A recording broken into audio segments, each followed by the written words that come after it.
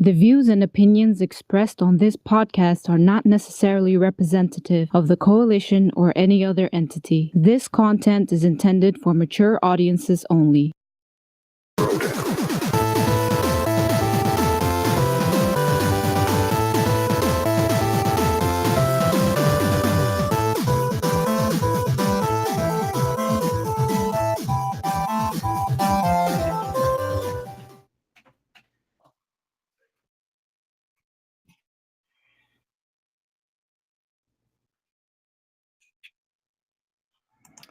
Sunday, baby. Yo, yo, yo. Hola.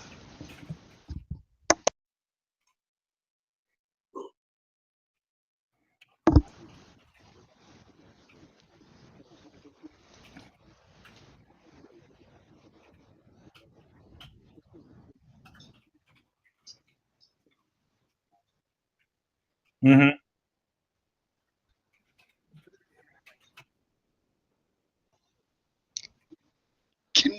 Can we just start coming up with a new and ridiculous, like overly British excuse of why Brian needs to be gone every time he's gone? Just I mean, I would just say he was one of the Kingsmen. He got summoned by the Queen. Yeah. He got summoned by the Queen. Yeah.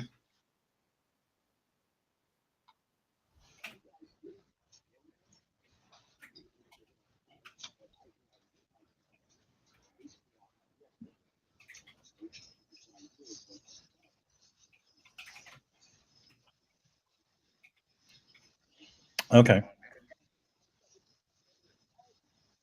Get a goddamn second screen. That's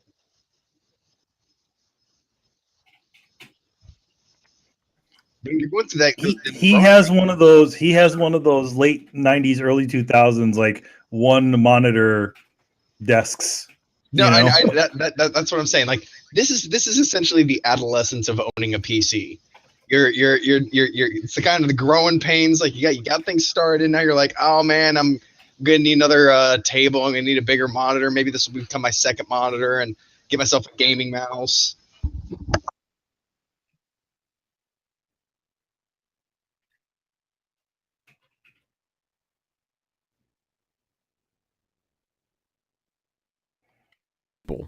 Manny, just fan for a little bit. Yo, so yeah, the beginnings of there WPC. We go.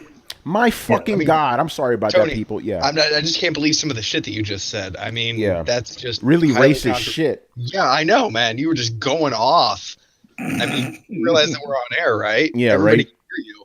Yeah, for whatever. By the way, people, I'm sorry about that. For whatever reason, fucking OBS was not picking up my microphone. I had to manually. Come on, man. It's always something. Now you can hear me. Okay, so as I said before, Adam will be here later. Chris is sick, and Brian is saving the Queen. How's that, Brett? Saving the Queen. I like it. I think it just needs to be different every time. Yes. There's been a critical biscuit shortage in Britain, and Brian has been called out of reserve. He's secretly a biscuit. No. He's secretly a fucking Shanatsky almost choked me. He said I was like a NeoGAF poster. He couldn't hear me. Oh man. Oh. All right, man. Let's get okay. Again, apologize for that. Like Brett was saying, like, yeah, it's like you can't buy one thing without buying another. It's like I could buy another monitor right now. I just don't know where the fuck I'm gonna put this in because I have this little ass table, so I need to buy a bigger table in order to get another monitor. You know? I mean, you can actually get wall mounts for your monitor, Tony. I'm not. It actually extend about 2 feet out. I can't do that because I live in the projects. I can't be drilling holes into shit. I mean, we said this before. The projects like where Tony lives, the walls are just made of like cheese. Like seriously, like you can't hang anything inside of those things without it fucking falling out. Yeah, exactly.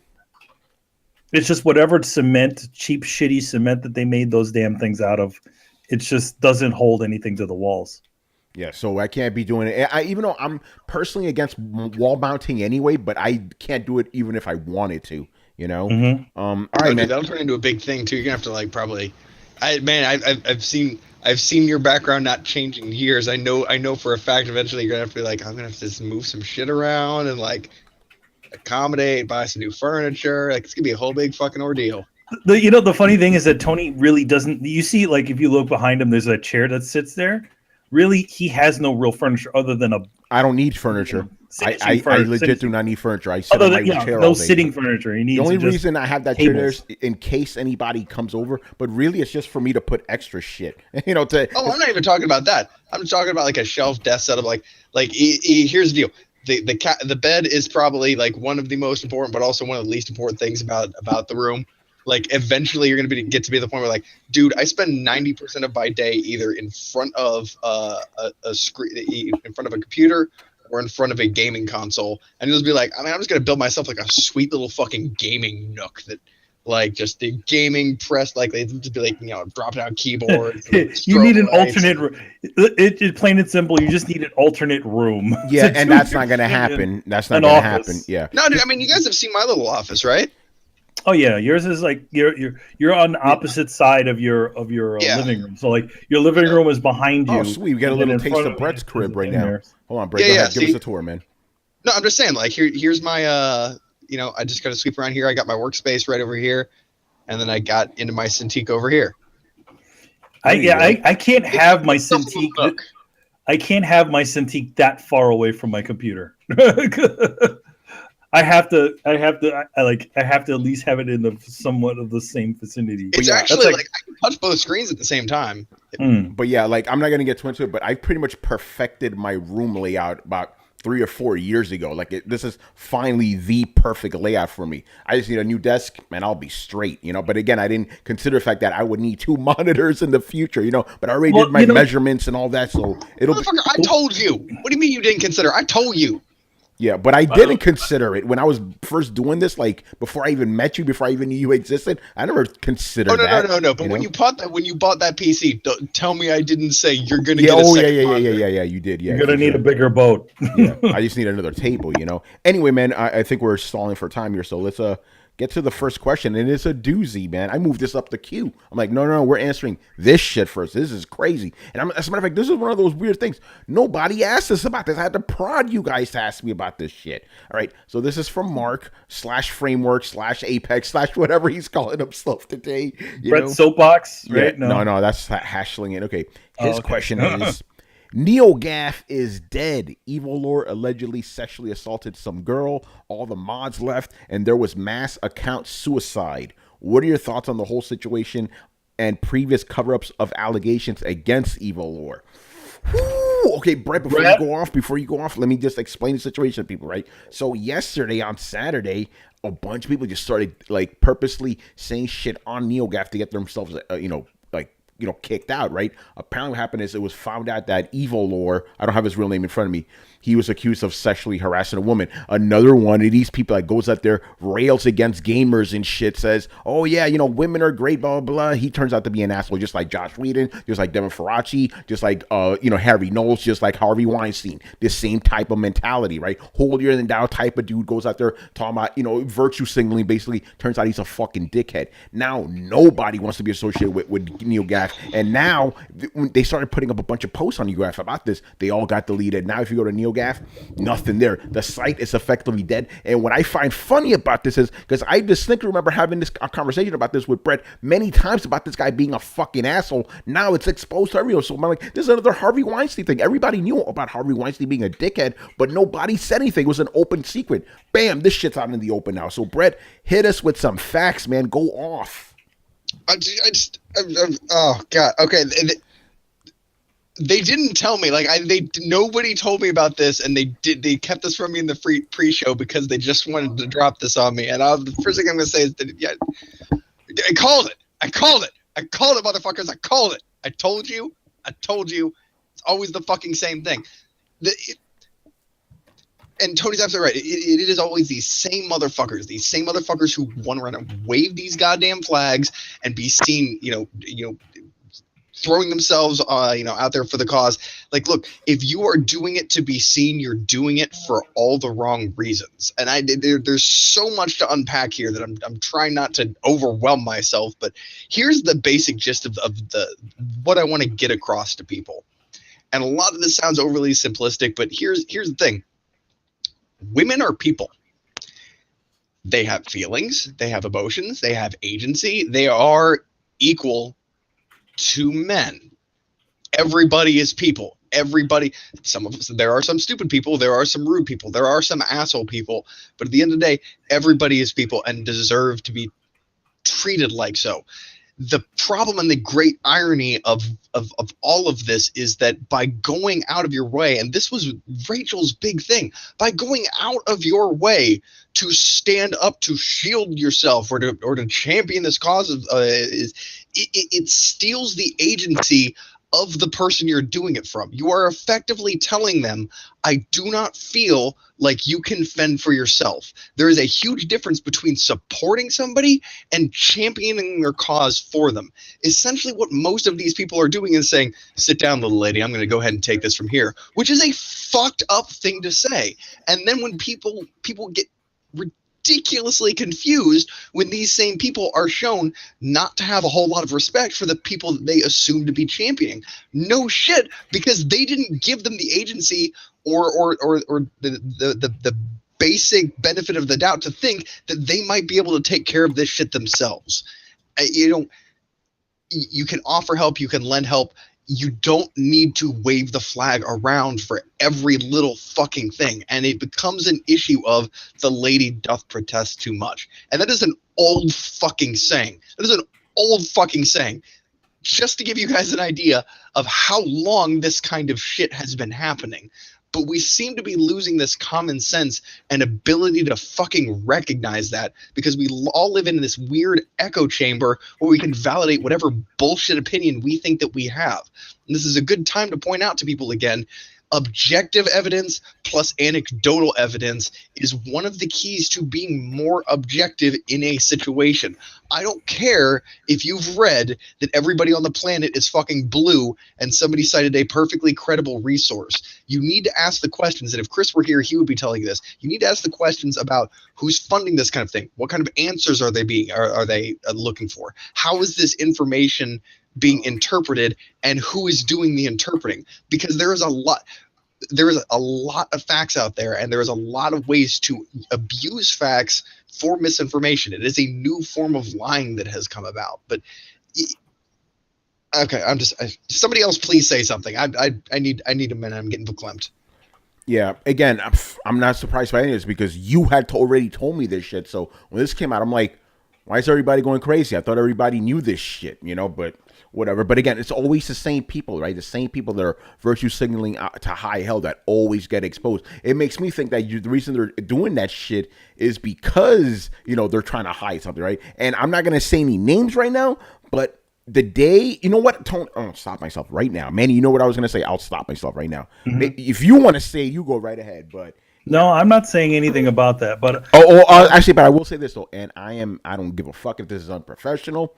I'm taking this shit personal. I'm taking this very personal because you guys remember a couple episodes ago what fucking NeoGAF did to me, right? So seeing this shit happen, basically aside imploding, I'm fucking loving it. It's like these motherfuckers, the shit they did to me, they've done to a bunch of people, right? Dragged them through the mud, witch hunts, false accusations, It's new McCarthyism. Yeah, it is. It's insane fucking shit. Okay, let me put this to some people in a little less abstract sense. And now, Tony, I'm going to use you as an example here. Go for it. Would you feel like it was if I just came out to visit and I made a big show being like, whoa, hold on a second. There are not enough elevators or ramps here for my friend Tony. No. He needs this shit. This is we are not paying enough attention to people like my friend. We are not paying enough attention to this group of people. And you're like, no, man, it's cool. I'm like, no. I got this. We need to get more ramps. We need to get more of this shit. We need to make you feel more excluded from the general population because it makes you feel special.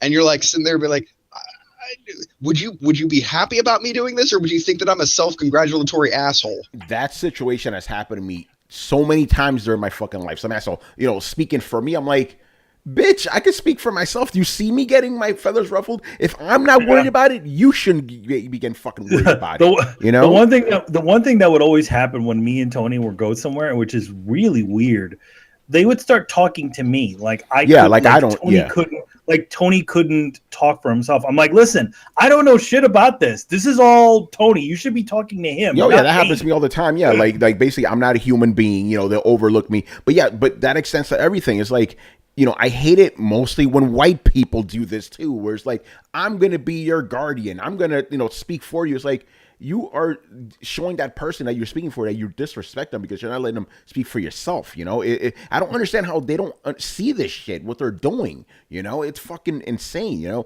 By the way, I'm not going to name any names here, but I did find it interesting because there's like certain levels to this type of shit, right? Like, Manny, you and I would go to places, I would start talking, then they talk to you, right? Yeah. This happened to me, but in reverse. I was with I'm not going to name any names, but it was a friend who was a girl, right? Mm-hmm. It was for her. The guy talked to me the entire time. Like, isn't that interesting? And I kept going, bro, my man, it's for her, it's her, but he kept talking to me the whole time, So it's like, people are fucked up, man. But yeah, anyway, going back to NeoGAF, personally speaking, I am loving this shit. I'm glad that place is. And the funny thing is, 2 months ago, I had no problems with NeoGAF. I would actually go there to check out some news and shit. Now, after what they did to me, fuck that shit, because I know I'm not the only one that had to suffer that shit. Fucking burn, you know what? NeoGAF always had that stupid stranglehold where you had to post shit on there, right? Wasn't that them? That's them, right? No, if it wasn't, you had to get verified. If it wasn't a certain amount of how high the level was, you wouldn't get hits. We were playing that fucking game. We weren't. You're talking about N4G. N4G. Okay. Another place that needs to go. But anyway, NeoGAF. NeoGAF was the worst. Sorry about that. Yeah, but still, those guys, like, I really didn't. I never checked that site before because I just, number one, it's just everybody talks about venomous places. That one was like the center. But the thing with NeoGAF is they all played up like they were all, they all acted like they were social justice warriors over there. Every last one of them. They all loved She Who Shall Not Be Named over there. It was you're not getting the group of people wrong. It was pretty much the home base of the extremists of that side. Like, yes. I'm sure that there were people in there who were less extreme. I'm sure there were probably reasonable people in there too. But just as every movement seems to squat on a page, for example, a lot of the Gamergate movement tended to flock towards a particular subreddit. I think it was Kotaku in Action. Yeah, which is still around, by the way. No, it absolutely still is, and it still deals with a lot of Gamergate-related issues. Although it's lost a little of its focus. But I'm not going to talk shit. I'm just saying that idealistic groups tend to land on certain forums on certain pages, and so this was a bastion of the extreme left, the two, you could even say the toxic left. So it's good that this got shut down. I would question whether or not people will actually learn from this, because and the reason it became this place was because it did all these witch hunts. It did all these brigadings. It made itself an echo chamber, and it tolerated toxic behavior as long as it fell in line with the groupthink. And no matter what you feel, no matter how justified you are, you could go on a campaign about we don't strangle puppies, and you still can't shut down the conversation that much. If somebody stands up and says, I have a very good argument for why we should be strangling puppies, you need to be like, all right, well, I'm pretty sure this is going to be a whole bunch of bullshit, but let's fucking hear it. Like, and you need to have an open discussion, because a conversation goes two ways, and being heard makes people more receptive to listen. It is not just an issue about he who screams loudest. And that was the game that NeoGAF was playing. And it's a game that everybody fucking ultimately loses. And unfortunately, as we're seeing, the assholes rise to the top of that game because they're going to protest the loudest so that they seem the best. Everybody knows the fucking dirtbag from high school or something like that was totally friend zone, like hanging out with all the girls and be like the shoulder to cry on. And so he could be like a sleazy fucking dickbag. We all know one of those guys. It's not like they're this weird amalgamous idea that we've never run into. We've run into the people who take advantage of situations by trying to pretend that they're the opposite thing of what they are. So it's not that weird to see it here. But the big thing about this is I'm kind of talking in circles, so I'll finish here. Is that this was kind of a main hub of where a lot of this toxic behavior came from, at least from this specific group. There are even people on the Gamergate side who are extremist assholes, and Gamergate is quick to say they do not speak for us. So I will give the same benefit to some of the people on the left and say, like, I'm not saying your entire standpoint is wrong. I'm not saying some of the things that you're saying aren't correct, but I am saying that sites like NeoGAF fostered an unacceptable level of toxicity in their behavior, including doxing and harassing, because they felt they were morally justified.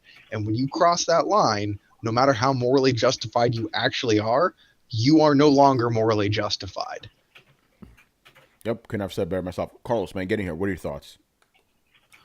I was a member in NeoGAF. Like I used to go to the forums like in the early 2000s, like back in the day. I try to get back like recently, and I got my I couldn't remember my credentials for my account, and then there was like that whole system where you had to like I don't know, like get an invite like to get to the account. So I was like, nah, I'm done with this shit. I'm not gonna try for this. So I was never really into NeoGAF, even like I wasn't like active in that community. I didn't really read the news. I just followed the Twitter that tweeted out the news. Yeah, that's what I do. Site. Yeah. But yeah, it doesn't really matter. You can get your news anywhere else. So it's to me, it could really, it's nothing really important to me.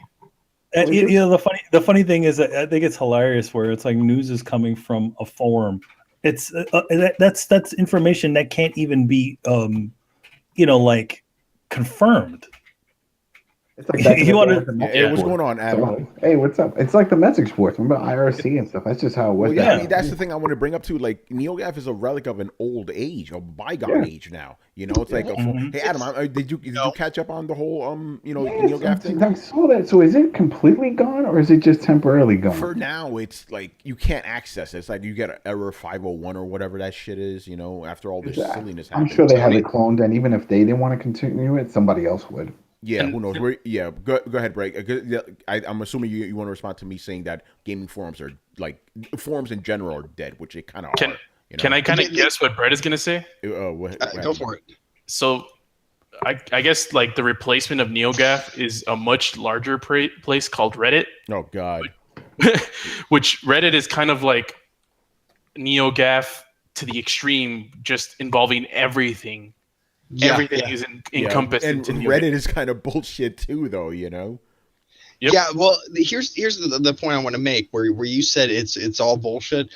You're forgetting one thing, Tony, in that we live in a postmodern society in which someone's narrative is just as important or more important than facts, which are, by the way, made by the white scientist. Of course, the white evil male white scientist. Cis male so you can't trust them. Yeah. Yeah. Well, I mean, it's cis white science, so we have to go back and reevaluate everything from gravity forward.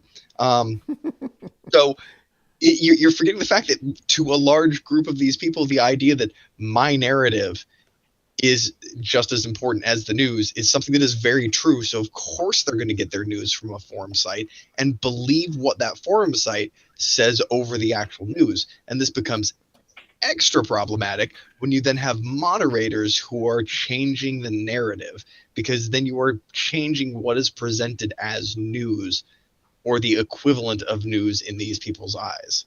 It's kind of like what Fox News does. Okay.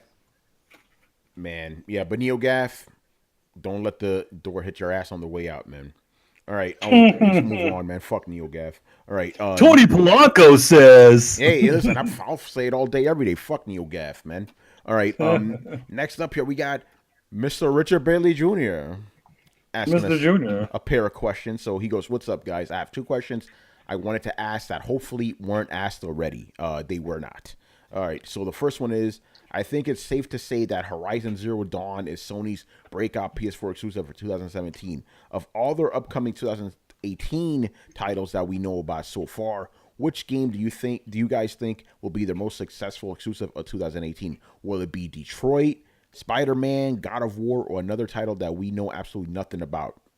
Very good Spider-Man. question. Spider-Man. Spider-Man. Easily Spider-Man. That's gonna be the Dude, biggest. Spider-Man looks so awesome, It though. really does, man. I can't fucking wait. Ooh, Like, it sounds weird because you're like, it's a Spider-Man, it's gonna be a movie game, kind of. But like, no, this. I think this is the game that fans have been clamoring for. Maybe I'm just adding the hype train too much, but I think everybody is really excited about Spider-Man. Yeah, I'm not excited about Spider-Man. Uh-oh. What? I'm gonna say this. I will leave my judgment until the game is out. Man, you say that about every game, though. Yeah. And usually I have a pretty good thing, because all we've seen is just some pretty cinematics and maybe some gameplay. I want to see. Was shown. What's that? Like the way that you move around the city, I thought that was actually done. That was that one gameplay trailer where it was like he knocks out all those guys, which was like Batman Arkham Asylum, and then he does those little quick time events, and then he swings all around the city trying to catch up to a missile or some shit. I can't remember what he was. He was chasing it after a helicopter. There we go. Yeah, and it looks awesome. I can't wait. We'll see. Yeah. We'll see. Okay, so that's objectively speaking, that's going to be the biggest one for Sony. Me personally, I'm waiting for that God of War, baby. I can't wait. God of War, yeah, God of War is a good backup. And I think here's the thing: after playing Hellblade, I'm even more excited for God of War. Oh man, I can't fucking wait. I'm actually excited about God of War too. I think they've kind of left the franchise wait long enough that people are wanting the game again, as opposed to being like, oh Jesus, more God of War, huh? Yeah, exactly. Yeah, so that's going to be it. Carlos, what do you think, man? What's going to be the big game next year? It's definitely not going to be Detroit. Anyways, no, I don't think it's not going to be Detroit. Detroit's going to be a good game, but that's not going to be it. Yeah, I don't disagree with anyone about Spider-Man, well, except Manny, because he still hasn't decided about that game. Manny hasn't decided about any game, man. Personally, I think I like publicly, like the public zeitgeist. I think that game will be the most popular game. But for me, I haven't passed any judgment on any of the only one that I have passed judgment on is that Days Gone game. I think that game is just meh. That one is. But then again, we're not talking about my personal idea. I just from the way the zeitgeist seems to lean, something like a Spider-Man will definitely do a better than something like a God of War. Right. Yeah, I think so too. Especially since this is, like you guys said, this isn't really tied to Homecoming. Even though this is but it's using the Homecoming, the fact that there was a Spider-Man movie relatively close to be like a little bit of a jumping off point of it. Yeah, but I mean, if any Spider-Man game released after 2000 has a movie relatively close to its release, so it's like. Yeah, that's like saying that one of the Arkham games was tied to a Christopher Nolan Batman movie. It wasn't, but they were close to each other, So you can't really say that. But I mean, here's the thing: it's still within the zeitgeist. We just had a Spider-Man movie that just dropped not long, to still keep that momentum. Obviously, you want to have release in close to the time frame where people still remember it. You're not going to be like, oh, hey, boom, there's this game. Wasn't Shadow of Mordor released around one of the Hobbit movies? Yeah, but it had nothing to do with it. But Manny, the point is, that's my point. Yeah, that's the point. It's like I think you're kind of reaching right there, dude. Like it's like saying the Batman Arkham games were released to coincide with the Christopher Nolan movies. No, they weren't. No, I mean, not saying that they're released to coincide, but the thing is that I feel like there is a time frame after something is within the zeitgeist of things that are out there. You wouldn't release a Guardians of the Galaxy game like 5 or 4 years after the Guardians of the Galaxy movie came out. You would want to get it closer to the release of one of the Guardians of the Galaxy, even if it's a year or two off. But Spider-Man's still a long way off. Yeah. Didn't they start the game before they started the movie? I think so. Yeah. Well, yeah, but they knew the movie was coming. Yeah, but you can't really compare Guardians to Spider-Man because Spider-Man has been in the zeitgeist since the animated series. Yes, but the thing is that we had other Spider-Man games that released in that time frame where there wasn't any sort of Spider-Man movies, and those games didn't do that great. Yeah, but I'm like what I'm telling you, like since 2000, we've gotten Spider-Man movies up the wazoo. Like, and Spider-Man games. yeah, so like it's like I think there is a fair amount of cohesion that goes within within the marketing of a game, as well as releasing a game close to the time of a movie. That's what I definitely think. I don't think we're disagreeing with that. I think the thing that we're saying is that loosely correlated movies are not prey to the same curse that movie tie-in games are. Yeah. No, yeah, but no. Here's the thing. Yes, because because this game is obviously it's taking full advantage of its own story. It's not a movie game, but it is a Spider-Man game. And the thing is, that's why we're seeing a new Spider-Man cartoon series on TV. Yeah. That's also why we're kind of seeing a Spider-Man game, which is also unrelated to the cartoon or the movie released in the same time. Yeah, because people have Spider-Man on the brain. That's the same how you know what I mean? how Arkham went. Remember they came out with a new animated Batman series. There was a new Batman movie. Like exactly time frame, but it wasn't connected directly. It was but it was in people's brains at the time, and I feel like there's a fair amount of that sort of thought within that sort of thing. It's like, okay, we have this, we want to do the Spider-Man game. Well, maybe we want to keep it close to when the new Homecoming movie came out to kind of take advantage of that. Miguel says that he's like, you're his boy, but you're hating on Spider-Man right now. What? I love.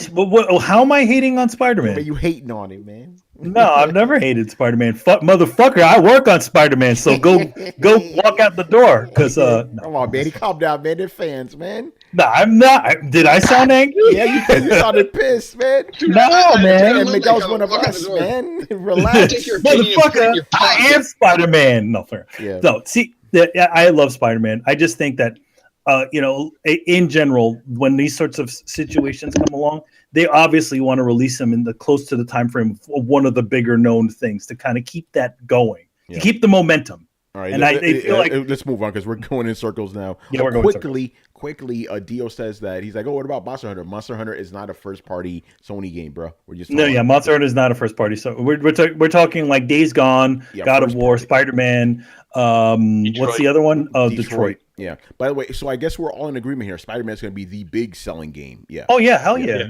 All right, it's fucking Spider-Man. That's what I'm saying. All right. Anyway, let's move on now. Next question. He goes, on the last Throwdown, we had a discussion on loot boxes and how this is now becoming a trend in gaming thanks to games like Overwatch that introduced it. What is another gaming trend or practice in gaming that you guys think will become the next major talking point in the industry moving forward? So, I don't know. I don't know, but I want to say whatever mobile gaming is doing, that is what the big guys are going to do. Yeah, that's true. Because in general, you got to look at it this way. Those kind of cheap mobile games or even independent games are totally the testing ground for these aspects that people are taking advantage of nowadays. PUBG, what are we seeing? We're seeing the big guys go, oh, wait, let's do that. Drop you in the middle of the zone and then have the thing shrink. Is it? Yeah, Pub isn't a mobile game though. No, but the thing is that it's an independent game. I'm saying that got you. Independent games and mobile games are the space that you're going to see the future of the things that take advantage of us as video game players. Because they see that it works and it makes so much millions of dollars for these things. Then they're going to be like, oh, hey, let's do that too. Yeah. All right. I honestly don't know. Like I'm good about open world survival game. Brett? Yeah, I can see that. It's I don't think that's like a microtransaction. Like I know. No, I'm not saying microtransaction. He's talking about a trend. I'm just talking about the trends from like independent / gaming aspects. Like in other words, those smaller development environments, those smaller type of games created by small studios or those mobile things, those are like the testing ground. And then once the big guys see that these sorts of things are making millions, they're like, oh well, they'll start adopting that too.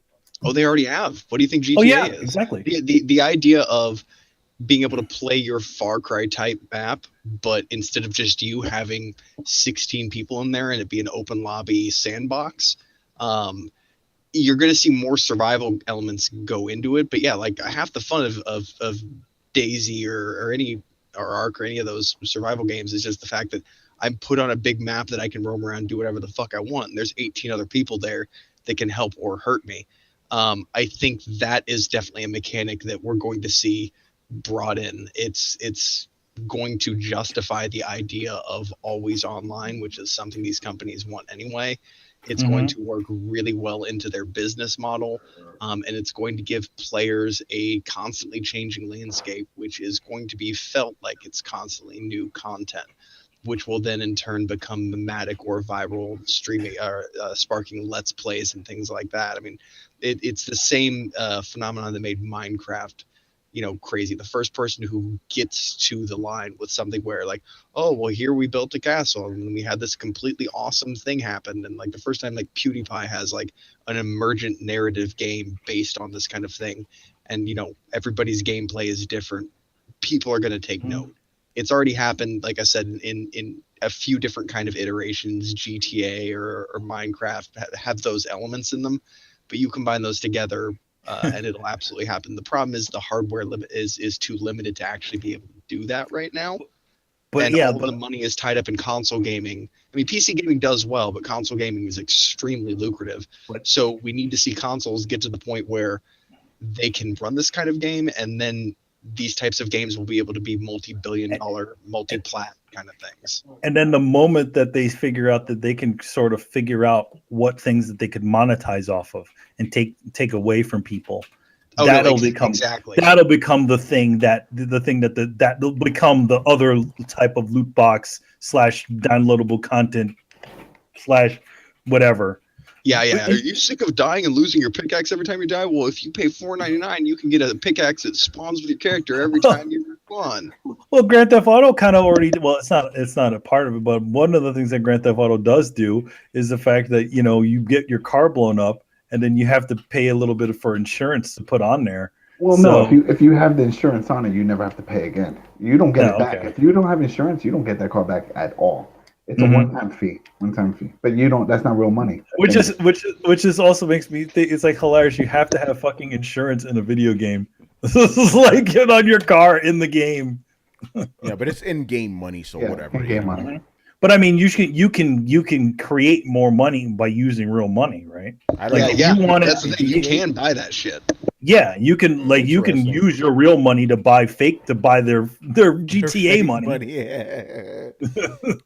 Yeah, what's going on, Sean Watson? I want to add something in there too. Once we're done. No, I mean I don't have anything to add. Go ahead. Yeah. I think we're actually going to see more paid mods, believe it or not, and I don't think you're going to see as much of a thing. Oh, you cut out.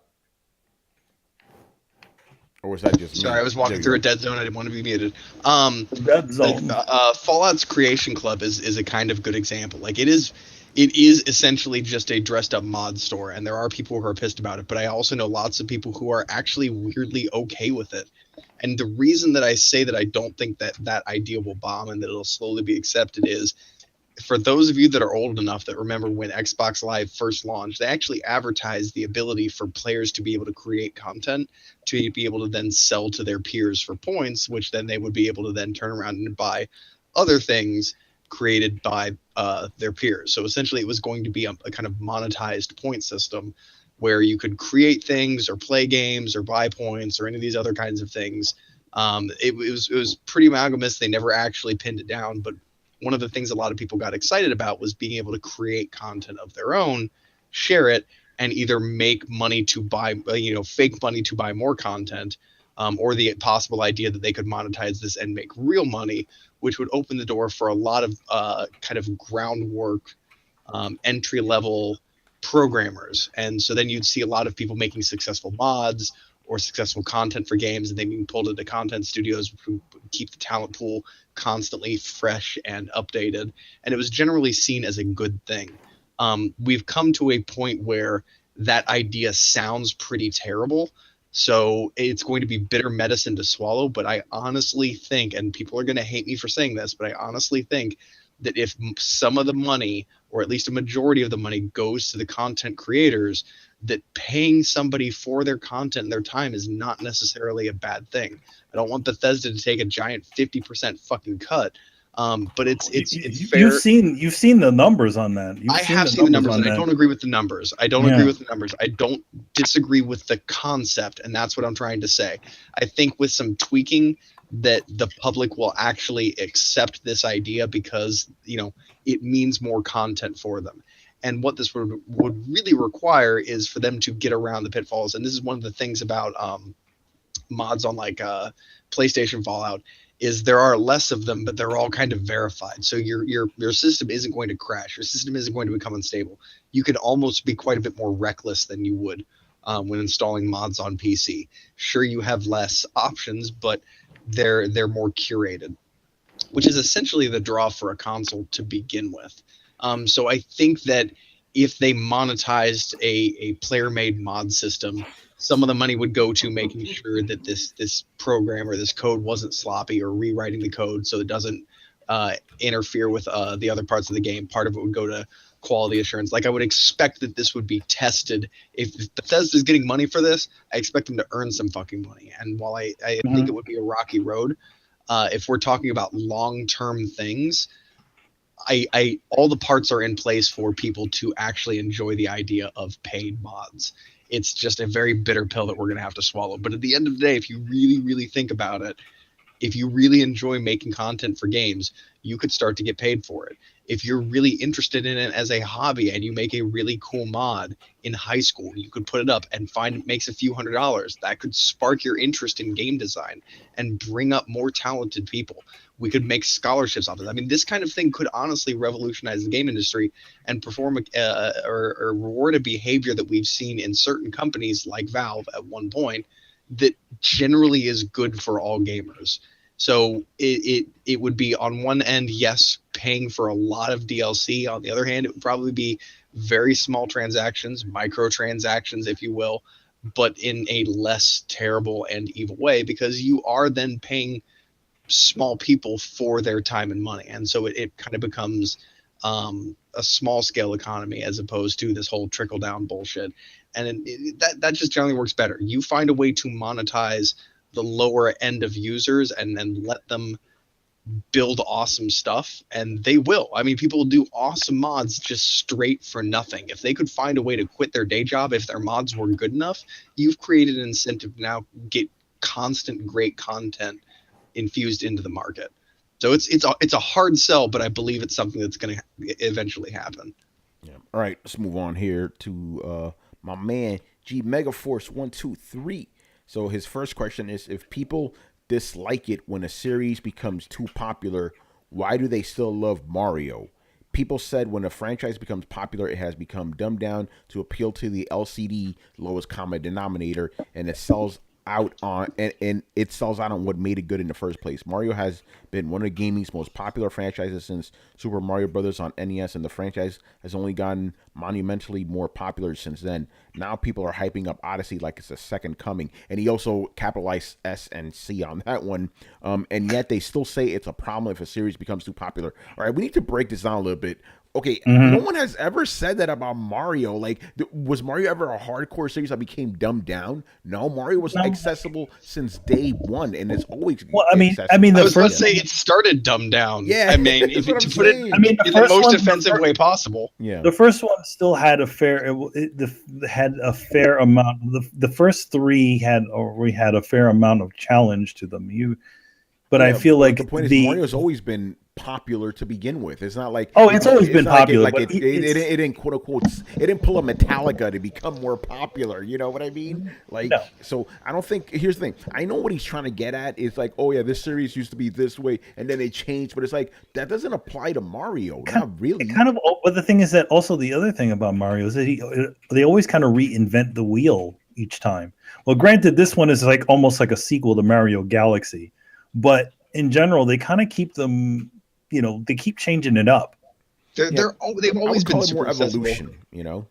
Well, compare them to their peers. Like, I know Mario was not an easy game, but when you compare it to games like Ghosts and Ghouls or Castlevania or Metroid, it was never that hard. No, it was always the easiest game of the bunch, the most accessible game on the system. The game Oh yeah, that definitely. somebody could come over, sit down, never played Nintendo before, you could put it in their hand and be like, this is kind of cool. That has always been Mario. Yes. So it hasn't really strayed from its roots. It's just kind of evolved to fit new hardware standards. It went 3D, but it's still a very accessible, fun, light game that's meant to offend nobody and be this kind of like happy dreamscape. Like it's never changed. Can we break down the second part of this? Actually, the first part, because maybe I'm missing out on something. Has there been a big cry from gamers saying, "Oh, this franchise is too popular now; it sucks"? No, I'm thinking he's not saying Mario in general. I'm thinking he's saying no. I'm general asking what franchises would actually fit that bill. Assassin's Creed. Really? Yep. Yeah. Oh, come on. What do you mean? Come on, they got better. The first one was shit. You know. No, I mean after Assassin's Creed 2. So you think it got dumbed down? I think it started. Yeah, it definitely got dumbed down. The places weren't as big as the other ones. Yeah, you used to be able to approach an assassination mission from several different ways and have several different strategies. Every iteration of the game, they cut down on your accessible options until by Assassin's Creed 3, you literally had one way to do it. In the original Adam, go ahead, man. In the original Assassin's Creed, Manny, let Adam go. Shit. Because in Black Flag, all the assassination missions, I used the Berserker dart. I didn't do anything, and I went from a distance. So if they were like, "Oh, you have to go and climb this and climb that," nope, I went and did it. He went crazy. Everybody else attacked him and killed him, and I walked away. So that was a variant. I didn't have to do anything. Yeah, but you still had to follow a very linear path through all of those forts. And if you strayed from that path... I didn't even get into the fort. Nope, there were some parts where I didn't even get to the fort. I climbed a tree, and then from the tree I could see him walking around in the fort. Didn't have to go in. Didn't have to do any of that sneaking and stuff. Nope, no stuff here.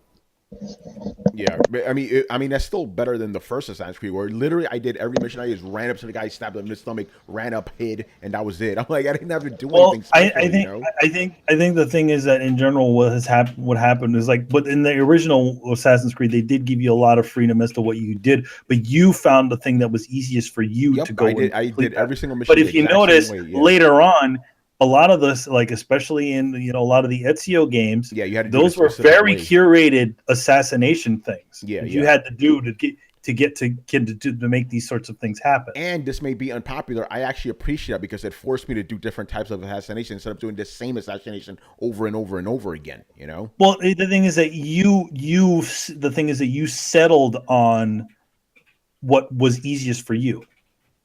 You understand? Yeah, no, I know what you're saying. But so you say you want freedom, but then some people, people say they want freedom. Me. Not you. I want it to be, I want it to be like funnel me a specific way, so I see different things.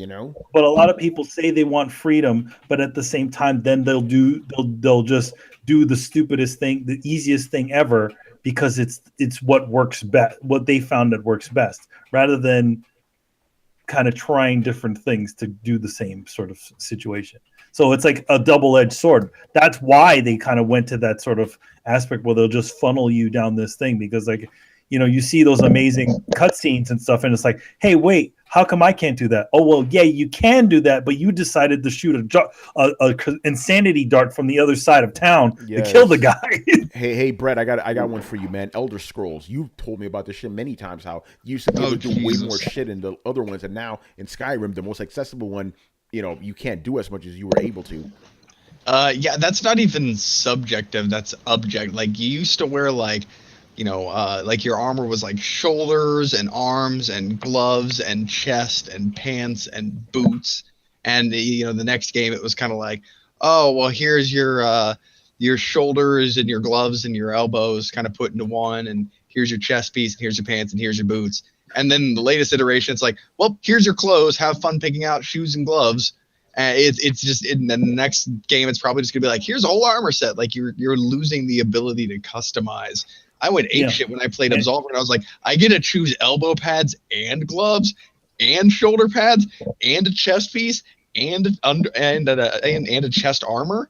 Like holy shit, this is way more slots than I'm used to. That's the thing, that with success comes simplification.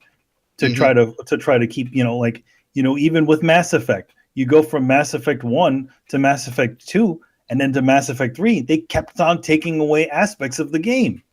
Yeah, Right. Like people were like, but the thing is that one of the complaints about the first Mass Effect was that the item, your item menu. So what they did was they just said, all right, we're cutting all that down. So you don't have much of an item menu to deal with anymore.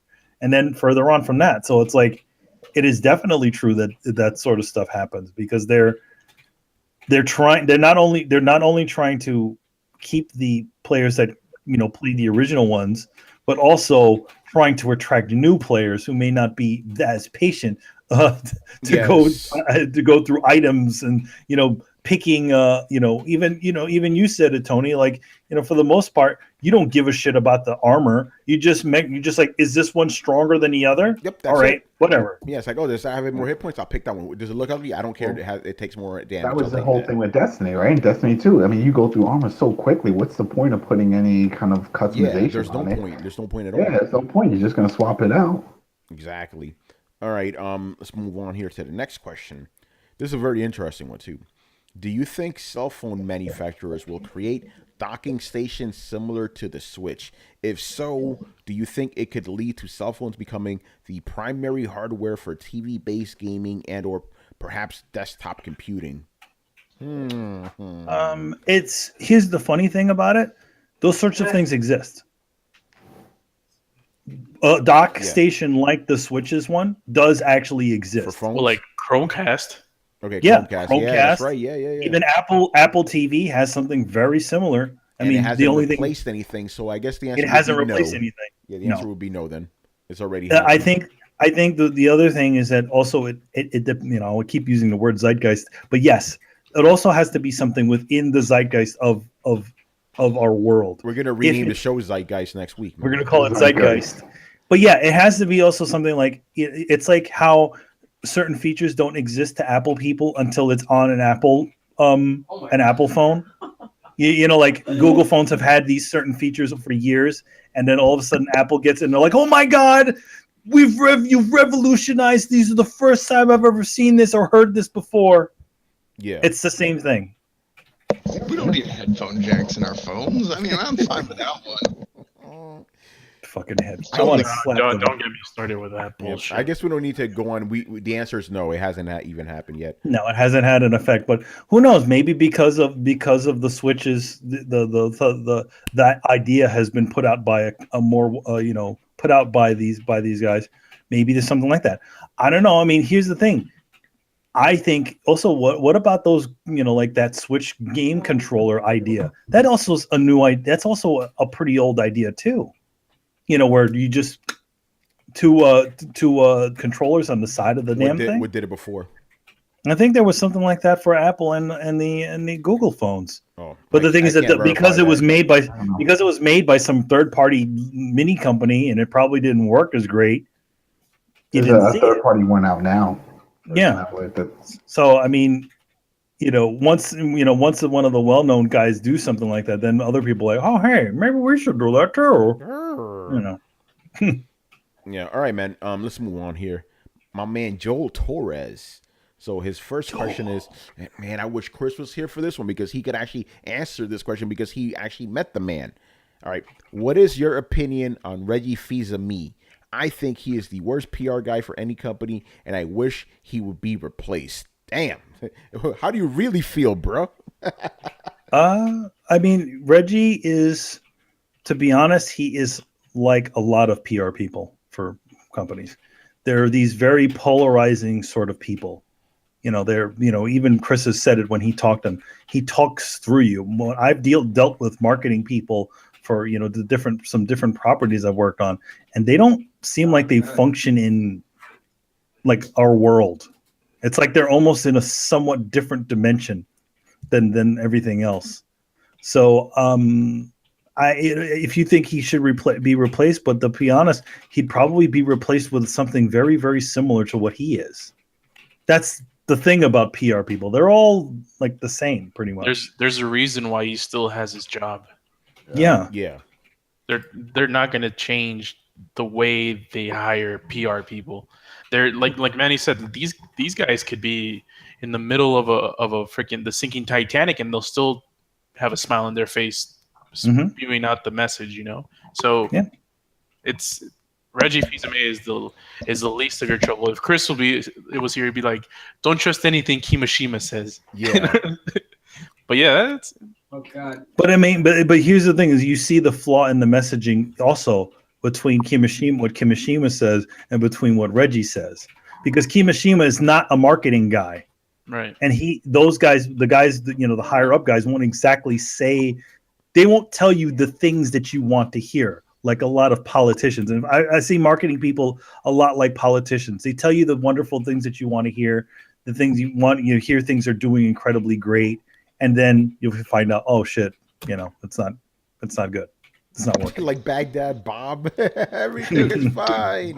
Marketing people, especially Reggie, are like the golden labs of human beings. Like they just get excited over everything. Like, okay, super excited, super happy over everything. And the same way, like if you found a golden lab, like really excited about something, you're not gonna be like, oh my god, what is it?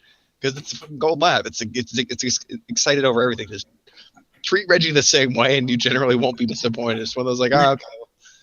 Major Nelson also has a little bit of that in him, but I think he figured out, like a lot of the Xbox guys figured out, that presenting a more authentic human reaction to things goes a lot better with the fan base than actually just kind of telling you golden lies. You know what I mean? So like. I mean, the thing is that I always say that, Major Nelson, when the Xbox brand and Xbox Live started out, he made a very good attempt, a very cool attempt of like trying to open the community, which was what he was. Community. I remember getting his podcast when it wasn't even part of the network. Yeah, it was his own thing. It's side. He definitely put out that sort of like, we're Xbox, we are you, we are the gamers, we are you guys out there, and I feel like that's one of the things that they lost when they decided to go into the one world, when they started to become the media. I even think that Sony's kind of even learned from that too, where you don't see those kind of marketing heads anymore. You see Yoshida, who seems very normal. He doesn't seem like he's like some upstanding guy. Same thing with a lot of the guys, like the guys that handled the Vita. What's his face? Your boy, Gio Corsi, Gio Corsi. He's just a regular dude. All those guys seem like just regular dudes, and I think that's one of the things that the more adult companies are kind of take advantage of. It was like, we're not people that just stand over you and tell you what you should like. We're just like you, and we want to play the games that you want, even if they may not even be thinking that at the same time. Yeah. But Reggie's Disneyland, and they're going to tell you the magical things on Earth. The thing with Reggie, to me, he seems very disingenuous. I'm not, I know that sounds fucked up, but that's just the way it is. Like, he doesn't seem like a genuine person. You know what I mean? Like everything. Yeah, it's like everything he says is like, dude, I don't believe you. Like, I don't believe that you believe what you're saying right now. Well, because he's a robot. He'll also be very robotic, very artificial. The way he talks to people, even Manny, I know you said Major Nelson. He still comes off as an actual person compared to. No, he does, and that's what I think. That's what one of the success of the Xbox 360 brand and all that stuff is that the fact that Major Nelson put out that sort of like, I'm a guy just like you. I play games just like you. You could meet me at this bar on 23rd Street. Remember that, Adam? Like he would just be like, "Oh yeah, I'm gonna be in town. You guys want to hang out?" When they were coming for a Pac-Man championship tournament that they were having in New York, and I sent him an email. I was like, "Oh, I'd like to go to that. I'm pretty good at Pac-Man." He was like, "Boom, you're on the list." Wow. He sent me an email. He's like, "You got me on the list." I'm like, "Oh, thanks." He was like, "Yeah."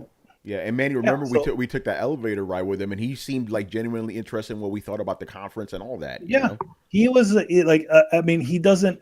Like, here's the thing: he's a different sort of marketing type of guy, where he's not presenting obviously he's still just like any marketing person, they will present a little bit of of a semi-truth. They're never going to say, "Oh yeah, we failed there," right in front of your face on a stage. But he does feel very genuine, just like a lot of the Sony people do, even if they're just kind of giving you a partial truth. But Reggie will sit there, and even if Nintendo was doing horribly, he will be like, "No, we've done all these other great things, and this is just blah blah blah." And he's, one thing about Reggie is he's good at twisting your language around and making it seem nice, and making it seem great for Nintendo. You know what I mean? Yeah, exactly. All right. Let's move on here to the next question. Okay, do you guys think it was a mistake for Cuphead to not have PS4 and Nintendo Switch versions? I guess he's asking, was it a mistake for the Studio MDHR to only release it? Here's the thing: the studio's a small studio; they can only probably put it on one system. They probably went with what they felt was best. You want to hear something though? Cuphead started on XNA. If you guys don't know what XNA is, that's the Xbox game development thing. They started out on there. So I feel like one of the reasons why they just continued, they started out on there, and then when they went to I think, was it Unity they went to? I think. Yeah, they went to Unity. Yeah. They went to Unity. I feel like they're just like, well, we're already started with this Xbox thing. Let's just keep it going with that. Yeah. And who's to say that when Microsoft saw that, or the Xbox division saw that, they said, "Oh fuck yeah, exclusive, do it." Yeah, I don't think it was a matter of being a mistake. Maybe they were just already tied up with Microsoft, so they kept going. Yeah, I don't think it was purely a decision made by them. I think that eventually that because Microsoft decided to kind of lock it down a little bit. I think that's the whole reason why it's just an exclusive. Yeah, does Microsoft have exclusivity rights, or is it just that they couldn't make it for multi-system? You said that's never coming. They said never coming. Yeah, they're saying it's never coming. So that means that they're using the Microsoft locked it down. That's unfortunate. Yeah, but hey, you can play Cuphead on Steam. It's okay. You can play it on Steam. I mean, Yeah, that might have been a mistake to sign on that line that makes it a forever exclusive, like a timed exclusive, absolutely. Because I feel like this game would have enough of a cult following to have multiple sales. Well, here's the thing. It's only a mistake when it doesn't meet the expectations of the studio. Yeah. Like you're just imposing your own expectations and calling. Here's the thing: these guys did. There's a chance that Cuphead could have totally fucking failed. Yep. And to have that little bit of a boost and being such a small company from a big company like Microsoft, I don't know. I would probably, if I had a studio, I'd probably take that too. I would too. Yeah. I mean, we're actually forgetting the fact that it might be the exclusivity that's put this in the spotlight to begin with, because it has been championed by lots of Xbox guys about we've got Cuphead, and that gets people talking about it. Championed by all these dudes that can't even beat the game. Just had to throw that out there. Here's the thing. Here's the thing about zeitgeist. It's in the zeitgeist. Right? Here's the thing about it. But now, since they have the stage, they can decide. Okay, you know what? I mean, they may not have the rights to Cuphead. I don't know how that sort of works. Ding. I was going to say that Cuphead is never coming to PS4. Cuphead 2, that's a different story. Yeah. So that there's your out. They already have the stage of putting out this amazing game. Who's to say that Cuphead 2 wouldn't go fully multi-platinum because they had that stage platform? You mean not platinum? Platform. Had that stage right there. Yeah, no, you're right about that. And we got a follow-up question that talks about that. So, I mean, none of us think it's a mistake. It's just the business, No, I mean, to be honest, here's the thing. We keep everybody. There's a couple of guys out there that talk about what is it? Exclusives being what do they call it? Anti-consumer. Word of the day. Which is again, I don't think that those sorts of things are a bad thing. Regardless, it gets you out there to go and play. If you don't have an Xbox, you can still play it on PC, but it still gives you that. Okay, this is what you play on Xbox. And to be honest, if you think about it, how hard the game actually goes with the tradition of the Xbox all the way back to the original, which was the Xbox is where gamers play, like hardcore gamers play. Yeah, and Cuphead is hardcore as shit. You can't even, Brett, what's that phrase you came up with? Corpse drag? You can't corpse drag your way through that fucking game. You die, you got to go all the way back to the beginning of that level, you know? Yep. You need Yep. skill. It actually puts down a barrier that forces you to get better to pass it. And then people are like, oh my God, I feel so awesome and accomplished after I finally got good enough to pass this barrier. Yep. Who's ever played Dark Souls goes, yep. Here's the thing. If you think about it, where, you know, like how you have Sony where they're going with the kind of, you know, big, narrative experiences, very kind of Hollywood-ish type of, production and stuff like that. What if Microsoft decided to go the opposite direction? What if Microsoft said every single fucking game you got to learn your shit and get good at? This hand campaign for that. Yeah, we're taking it away, man. We ain't holding your hand no more. Exactly. We're not the hand-holding console. When you walk down this, when you play our games, we're not going to tell you where the fuck to go. By the way, a little bit off topic, but still on topic. If Cuphead 2 were to come out on PlayStation, I would still buy it on Xbox because I've already played the first one on Xbox. I want to keep that lineage going. You know what I mean? It's also kind of that established thing. It's like how people who bought the Final Fantasy games mostly bought it on the PlayStation consoles, even though it was on the Xbox. That's right. All right, man. I'm going to move on. Another Cuphead question. And the first question from Black Metal Gamer. All right, so his question is, with Cuphead already selling 1 million copies on Steam, right? We don't know how many it sold on Xbox, so game could be pretty popular. All right, what do you see, Manny, this is a conversation you and I have had. What do you see the studio doing next? DLCs, expansions, a sequel, or a new IP? Now, let's bring the conversation we had privately to public. As Manny have already said, DLCs and expansions will be very tough for this game because you have to animate all new shit. Yeah, the one thing about Cuphead is that there are very little reused assets in that game. Yeah, there's a reason why that game took so long. If you go to any of those, the Contra shoot 'em up levels, none of those things repeats as far as environments and even like enemies that you fight. Each one has their own batch of enemies and things that show up in there. Maybe the reusing smoke and stuff like that sort of stuff gets redone. Yeah. Enemies and all that stuff. So that would mean that for whatever DLC they have to do, it would have to probably be something that they're already been working on. Yeah, it would have to because it would have to. Maybe it was something. It'd have to be something that was like a CLUT level, but it would take a long time to do it. Yeah, because everything is animated by hand. I really don't think people appreciate that. It's like they're like, oh yeah, the computer. No, by hand, and they're animating it once. Basically, 24 frames a second, right? They have to animate 24 frames for every single second. Exactly. That's why the animation is so smooth. But it's because it took somebody that took a key animator and maybe a team of cleanup animators and in between animators to get that game to look the way it was. They are doing the equivalent of a Disney film or more than a Disney film in the game. I love how we're talking about this game, but we have to talk about it as an actual animation project because it is that. It is an animation project because we're talking about animators. We're talking about background painters. Yeah, Manny, I have to quickly stop you because it's a little bit of a misnomer. Shanathi said Cuphead is running 60. Yes, the backgrounds and everything is 60 frames. The backgrounds, the actual animations themselves are 24 frames. They're 24 frames a second. Yeah. The game that is also consistent with a lot. Yeah, the game runs at 60, but the actual animations of the characters are all running at 24. Just like how Guilty Gears runs at 60 frames per second, but the character animation all runs at 30. Runs at 15 to 24. Yeah, exactly. Depending. Yeah, depending. Yeah, because it's not.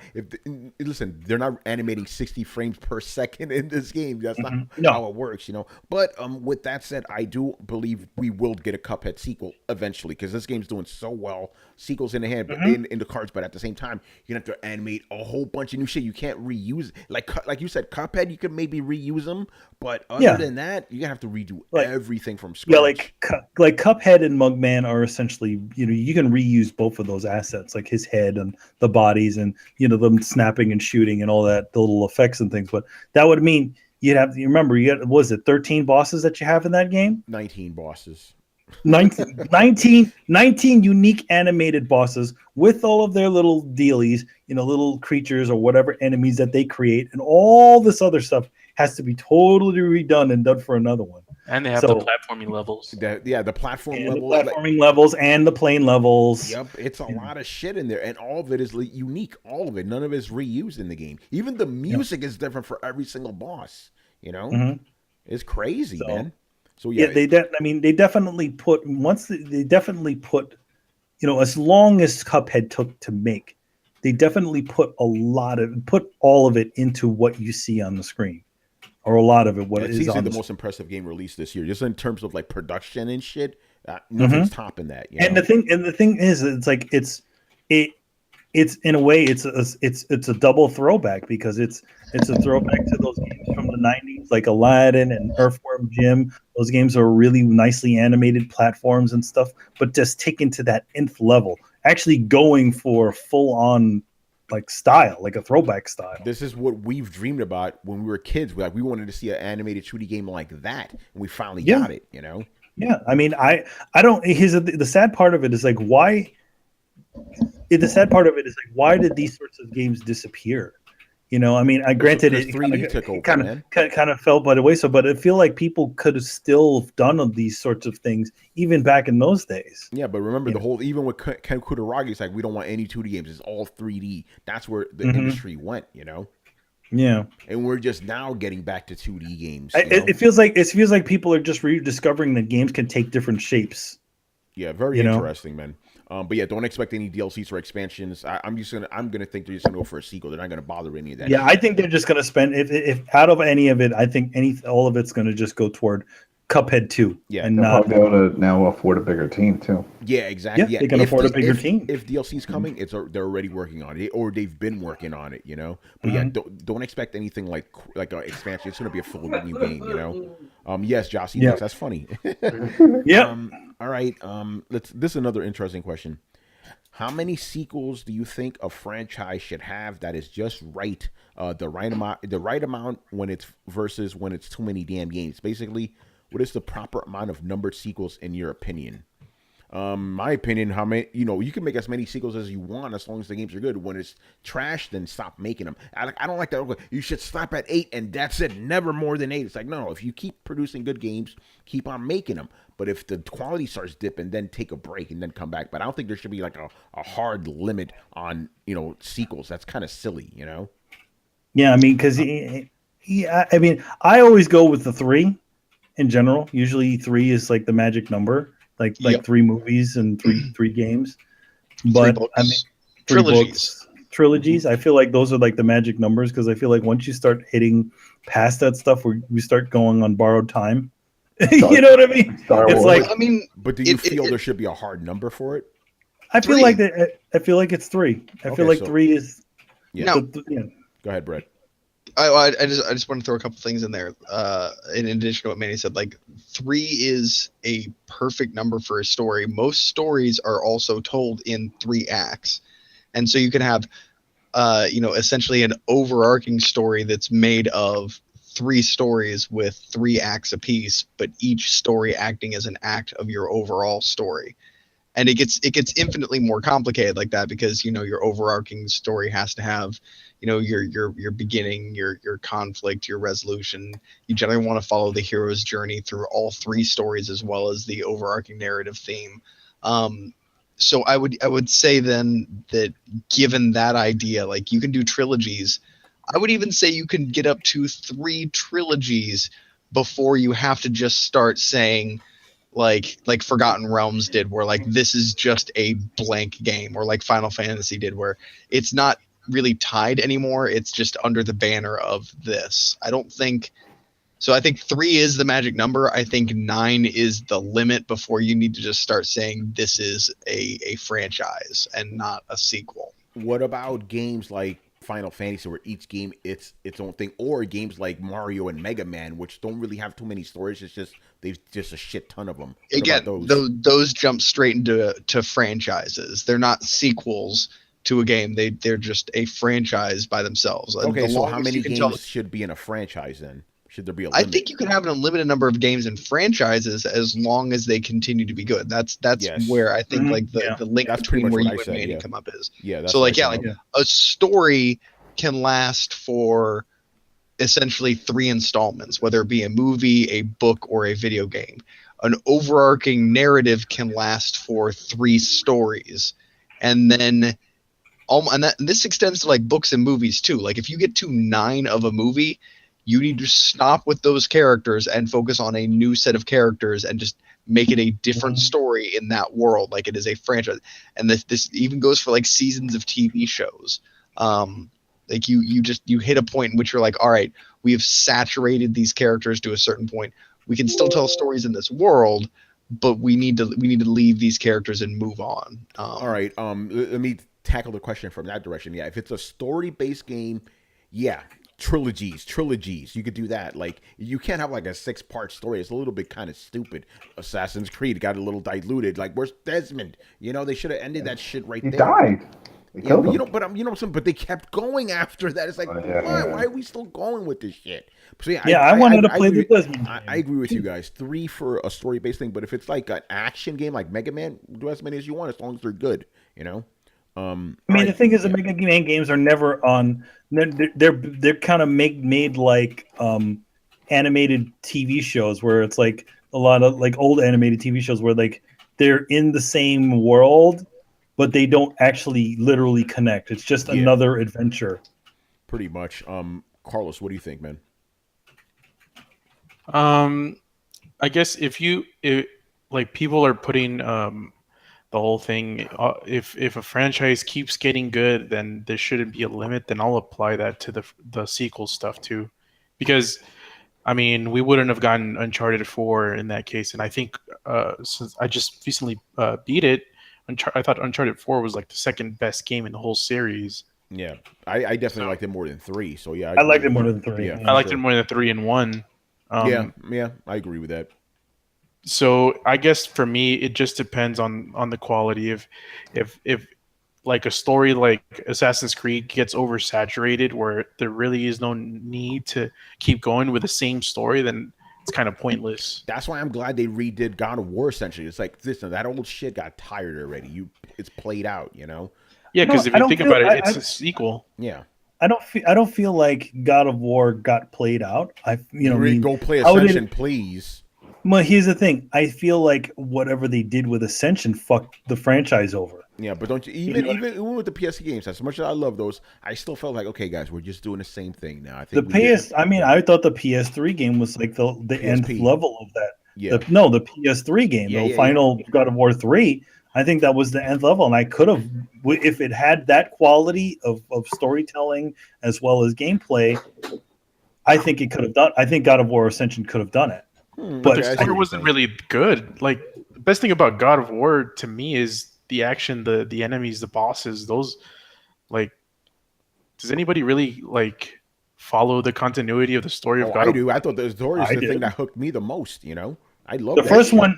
I do think that the first one has the best of the stories. Yeah, sure. I agree with that.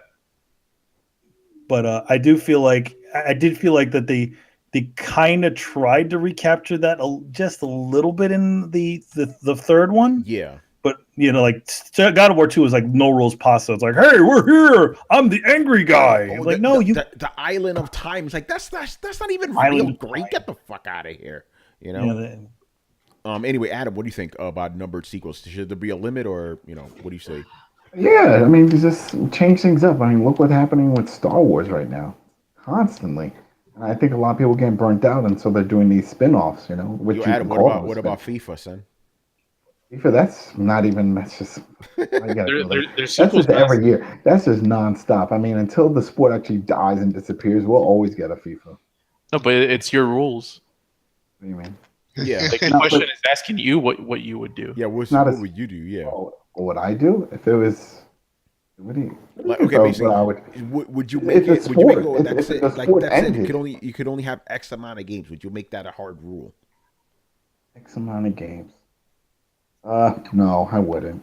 Because I mean, if people like it, there's always going to be people that want to pay for it, and there's always going to be people that want to keep working on it. I mean, people grow up. We grow up. You try something new. You experiment, whether it's a game or a movie. You're like, wow, that was great. Now I work in that field. Now I want to make my version. You Yeah, can't 'cause tell them, nope, can't be done. It was already done years ago. Because if you think about it, FIFA, those are sequel games. Because I've been But playing it's for Cristiano sport, though. Ronaldo. I've been playing Cristiano Ronaldo in FIFA for 10 years. Yeah, until he retires, but he'll still go on, and he'll Yeah, still. but you'll still have connecting dots. Like Yeah, you'll you're still gonna have have the Ronaldo. I don't know. I don't see it that way because it's based off of The sport. Ronaldo saga, right, Carlos? the Ronaldo saga, man. There you Unless go. there is no more sport, then it won't continue anymore. Yeah, but you still have the same teams. Yeah. Sometimes some teams get relegated and then they go down. Yeah, but At you, least I on mean, EPL FIFA, and stuff. you can still play the lower level teams in FIFA. Yeah, but the teams are different. The teams changed in all the divisions except the MLS. Well, they expanded MLS, but all the other ones, the 3-tier teams at the bottom for the Serie A, the Bundesliga, all of them, they just get relegated. Yeah, but That's it's only different. one team per year, and it's mostly Three. always the Three same. teams. Three teams. Not in the Premier. Yeah, Premier's bottom 3 teams get relegated. Oh shit! Yeah. But it's still like, I mean, like you get my point, right? Like it's still still this- sport, but I can't see it that way because they're not telling a story. They add those stories, but it's still people play the game just to play what they see on TV. It's as opposed like the Uncharted. That's a new story. There's nothing out there like that. There's not a real Nathan Drake. There's real Cristiano Ronaldo. I mean, Are you saying? Wait, hold up. We're stopping the podcast right now. I'm just joking. All right, let's move on, man. Last 2 questions from my man All Day Digital. So I actually had to ask him to expand on this question because originally, as he stated, it was like, wait, what? Okay, so he goes, after reading a recent interview with Shannon Loftis, who works for Microsoft, she seemed quite clueless. She was asked what is Xbox One's Halo or Gears of War equivalent, and she said ReCore and Quantum Break were a phenomenon. She is in charge of first-party games and publishing third-party. With Shannon not knowing what the killer app is, do you feel Microsoft's first-party has any hope of producing killer apps under her charge? Do you think Microsoft would be better off replacing her? Number one, you're asking a person who works at Microsoft what the best game was. That is a no-win question, for one. it's going to be Because disingenuous all the time. It's going to be disingenuous all the time. They are always going to say the things, the hot things that they created pretty recently. Yeah, this is just like if you go to your favorite artist, I don't care who it is, ask them what their favorite album is from their catalog. They'll always pick the most recent one. Yeah, they're always going to play pick the most recent one because it also, in a sideways sort of way, can attribute itself to sales. Yeah, exactly. So she had to say that. So She had to say yeah, she's never going to say. Here's the thing: wait a generation and ask her that same question, and then she will say the actual answer of what she thinks is the Halo of the Xbox One. But I also don't think she should be like fired or anything. I don't think she did anything No, outrageous. she knows she knows just as much as everybody what that killer thing is for the Xbox One, but she's not going to say it because it's not what is the big first party thing. Yeah, or the most recent first party thing. Yeah, I mean the thing is when you follow gaming and stuff, you got to understand, you got to learn PR speak. This is just how they operate. So no, I'm not gonna take that against her in this case. She had to say, she had to give the obvious answer, which is the most recent shit. Yeah. What do you think is great? The new shit. Of course, it's the greatest thing you've ever done. It's the greatest. Yeah, that's why you hear crazy shit like that's coming from Microsoft. Like, this is the greatest year for gaming ever on the Microsoft console. And then people's eyebrow goes up. Is like, really? Yeah, really? They all say it. Everybody has the best new phone out. Everybody has the best new TV. Nothing has ever looked better than besides this TV. You know what I mean? It's just how they sell. Best new car, best SUV. You know, it's Exactly. everywhere. This is the greatest iPhone we have created. We got to get Until Peter the Molyneux 10, to and sell all then this 11, and shit. 12. It is the greatest thing ever. All right. And the final question of the show tonight, very interesting one too. What was the first game you ever played with your parents or parent? I can answer it first because it's Go ahead. pretty. I've never played a video game with my parents. There's my answer. There's my answer. The thing is, back in my day, at least, I don't know how it is like more current generations. It was uncool to play games with the adults because adults look stupid playing games. They're always like flailing around. That's why me and my friends, we had that rule. It's like, no, when you play games, you got to compose yourself. You don't move your shit around like that. Like my mom would play the Nintendo and stuff, but I never played with her. It's like you don't play with adults. That's a weird thing to do. My mom never played, but she used to watch. She used to like to watch me play games. Like Sonic and Super Mario Brothers and stuff. So she knew the stuff as much as she saw and stuff, and she liked that. My father, on the other hand, he's always been kind of a techie kind of guy. So the first games that I played with my father, and usually at arcades, like we played arcade games together, and my dad loved Tekken. Like the Tekken, Tekken 2, 1, 2, and 3. Like he used to love fucking Eddie Gordo, and he's damn good in it too. Nice. What about Adam? What about you, man? Oh man, probably Mario. When I got my Nintendo, I remember my mom came in and she saw me playing. She was like, "All right, what do I have to do? What do I press?" So she left me. The hilarious thing about it was that the way you said that, it's exactly how your mom sounds. It's that's it. But yeah, Mario. But my dad was big into it also. He used to take me to arcades and stuff, and he would play a lot of like Pac-Man and things like that. He liked the whole gaming thing. I also feel like because your father also worked at an electronics store, that he also had like a really big interest in that sort of stuff as well, like knowing them, knowing how they. He would tell me, he was like, "All right, this is selling well. What it is? It's this guy in this elevator with elevator action." Mm-hmm. He told me that. He was like, "Everyone wants this," and but there was really no way to find out besides Nintendo Power. So I'm like, "Oh, I think I played this in the arcade. Okay, I want that one." Mm-hmm. Yeah. What about you, Brett? My dad and I used to play Mario together all the time, and he played a lot of arcade games with me. We played the Simpsons game every time we found one, but there was a point, I think it was after Super Mario World, I started playing some other Super Nintendo games, and he was just like, "All right, this is getting complicated for me. There's way more buttons on this controller. I think I'm done." That's what my father said later on in the later Tekken games, like in the later fighting games and stuff. He's like, this got too much buttons and stuff. I think I'll pass it.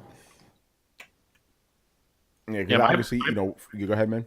My mom detested video games. Oh shit. She said that would lead me to crazy town and like make my grades worse and stuff. So she kind of detested it to a point. So she would never like think of joining like a gaming session or anything like that.